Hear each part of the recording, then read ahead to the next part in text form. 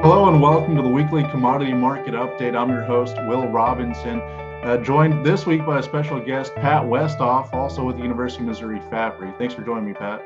Hey, thanks for the opportunity. So normally we'd have Ben Brown, but he's on the road right now in St. Louis at a conference. So I guess he's getting a break for today, kind of a little bit here. But I'll be updating prices from the past week here, looking at September old crop corn that went up 42 cents at 637. December corn up 47 cents. That sits at 629 on the week. Old crop soybeans for August up 61 cents, now at 1522. November soybeans up 65 cents at 1405. August soybean oil is up 3.22 cents per pound at 63.72 on the week. And then soybean meal went up 17.60 a short ton at 432.90, and September wheat up 37 cents at 8.56. So Pat, I just want to start off there. So we've seen some strength return into the market after the last couple of weeks, kind of pulling down after you got that acreage and ending stocks estimate last month. So what do you see as some of the market factors that are at play right now? So we saw, as you said, a very large decline in prices going into last week. A bit of a bounce now. We'll see how the next few days play out. I just note that this morning we have a bit of a weakness in the market shown again. So again, there's concerns about recession, concerns about the size of this year's crop, any number of issues out there that people are taking into account. Well, it's been kind of interesting to watch the markets, from the end of June up until now, because they really traded against what we might have thought they would have done watching those reports coming out of USDA at the end of the month there, because we saw a lot of acreage tighten up and maybe some things that would be thought to be bullish for the market. So do you think that those will start to register a little bit more over time, especially as we watch weather expectations? Yeah, it is a bit unusual in late June and early July, where at least for a period of time, weather was not the major thing driving the markets, it appeared. Now, that's pretty unusual for this time of year. I do think if we were to have any significant development of drought across more of the Midwest, that would obviously move markets in a major way. Other concerns on the production front, not just in this country, but across the world, could matter, of course, as well.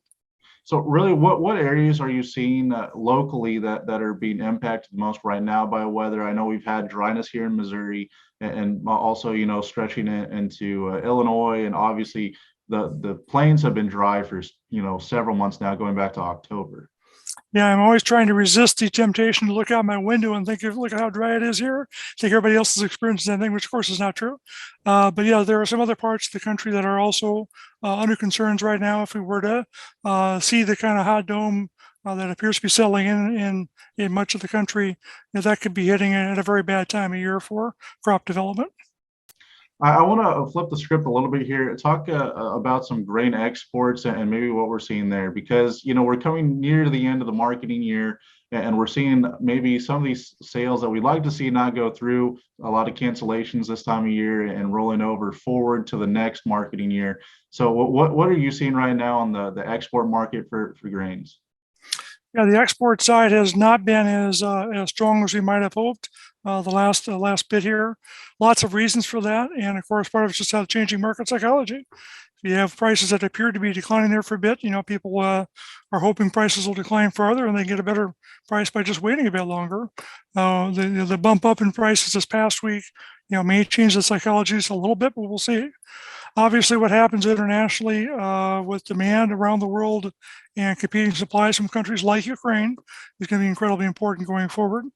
Press stories that maybe Ukraine will be able to export a little more than previously feared, could have a big impact on markets as well. So really, as that Ukrainian crop comes online, do you expect maybe some steep drops coming to the U.S. market whenever looking at commodity prices, or will it be a more of a gradual downfall? I think a lot of it's been built into the market already. People's best anticipation of how much Ukraine's really going to be able to export. So if we get news that tells us that they can sell more than currently feared, that will tend to push prices lower. If the reverse is true, prices come back up again. Also, so the Russian crop is incredibly important as well. They've had a huge wheat crop this year. Currently appears how much of that will be able to move to market, how quickly is also weighing on the market in a major way. One of the interesting things, a lot of these cancellations on the crop side for exports is coming from unknown destinations, which more times than not, that seems to come through to be China. Your counterpart Scott Brown at MU, he always says, 9 times out of 10, if you're uncertain what the answer is, it's China. So really, what's your understanding on their need right now to really get some grain in there, whether it's corn or soybeans? Yeah, I think that is indeed one of the major question marks, right? If you look back a couple, 3 years, we had all the arguments about our trade disputes with China, and then the phase one agreement. What that was going to mean, China was front and center in our attention span there for quite a long period of time. Now it's kind of faded from our attention, but it's actually still just as important as it ever was. I do expect that China's going to want to continue to import a significant amount of grain this next year, both corn and other grains as well, but not the kind of robust growth we saw a couple of years ago. Looking elsewhere to China, so you said that maybe our focus has drifted a little bit from China. Are we seeing increases or a better reach in any other markets around the world? I don't know if there's any other huge market that's had the kind of changes we've seen in China in the not too distant past. So while China is very much there and very important, we're not seeing other countries that are seeing the kind of year-to-year movements that we've seen in China in recent years.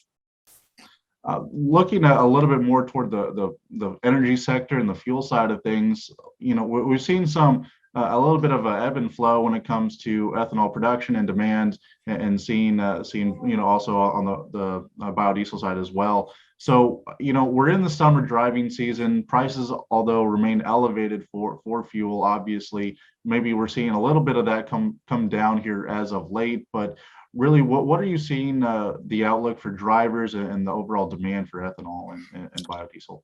Yeah, I mean, overall demand for fuel has maybe been stronger than I might have anticipated, given the kind of prices we have for fuel these days.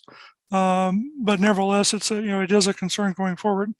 The drops in international prices for petroleum in the last couple of weeks, should translate into a bit lower prices at the pump in the week or two ahead here. Some of that's happened already, but maybe even more still coming. So maybe further supportive to driving habits for people as the rest of the summer season goes on here.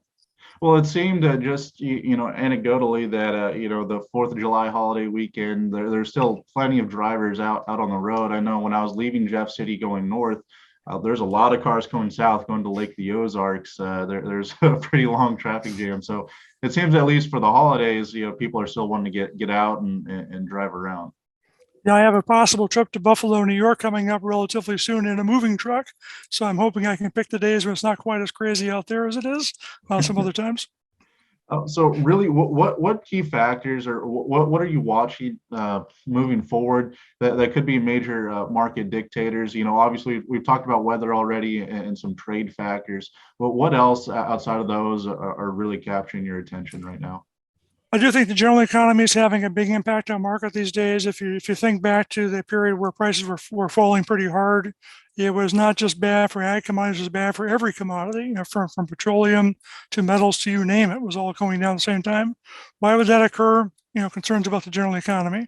If people think we're moving into recession at some point in the not too distant future, that's going to result in less demand for basically all commodities across the board, and the kind of lower prices we saw there for a period of time. I don't want to out myself here for being too young, but it's really an interesting experience for me right now, watching how people are talking about the market structure, market and recession, and kind of their fears around the market. Because the last time I guess we saw something similar to this might have been I guess the 07 to 09 period, but at that point I was about 10 years old. This is almost like a whole new process for me, watching what's going on. 709 feels like kind of yesterday to me, but that's just a matter of perspective, I know. I do think it's important to remember, though, even though prices are a lot lower now than they were a few weeks ago, we still have prices that are very high by recent historical standards. It wouldn't have been that long ago we would have thought, $8 wheat, that's a pretty good price. And now here we are, that's nothing compared to where we were just a few weeks ago. With those recent drawbacks, though, is there any concern that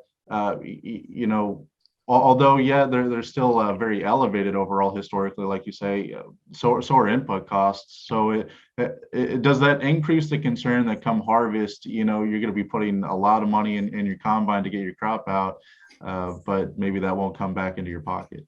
Now, you bet the kind of prices that would have looked good several years ago on the output side look pretty bad these days if you're paying what people have been paying for all sorts of agricultural inputs. This is going to be a year, it's always true, of course, but especially true this year, that when you manage to book your inputs and when you sold your crop is going to be incredibly important in terms of your bottom line this year.